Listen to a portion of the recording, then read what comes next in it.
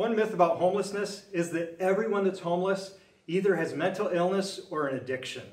Now, yes, there are many people who are homeless that may have mental illness and may have an addiction, but just because someone has mental illness or an addiction doesn't mean they're going to be homeless.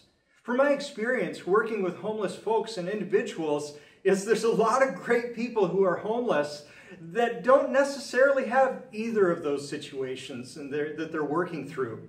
The reality is, a lot of times in the area, it may just be difficult to find housing that's affordable for them. And so affordable housing causes people to be homeless, possibly for a period of time, a short period or a long period, but it can still cause such. Unemployment or the inability to find employment, it can be difficult. Now, I know what you may be thinking is that on every corner we see a now hiring sign, but it can be difficult depending on what your skill trait is, your education level, or what your experience or upbringing look like. It can make it difficult to find employment in your area.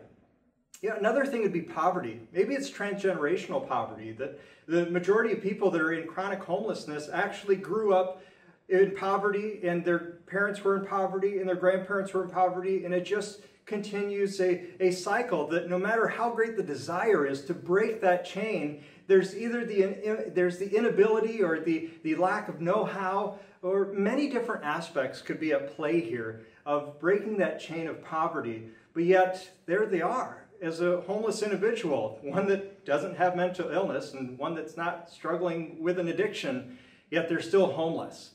You know, you do find the fact that we can't deny the elephant in the room, that though that's not the only reason of homelessness, of being mental illness or addiction, we do see our fair share that are in that category as well. And there are many people that simply are homeless because of the mental addiction, or the mental illness or the addiction. From my experience of working with homeless individuals for many years, I've seen many folks that walk in off the streets that just the day before, the week before, a month or a year before, was living what society would refer to as a normal, housed lifestyle.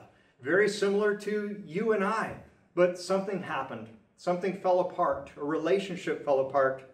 A job was lost. They were unable to recoup and get back into the employment loop for one reason or another. Oftentimes it's the passing of a loved one as well. I've seen people that just years before was millionaires, people with educations, with Harvard education, Ivy League educations, that find themselves homeless.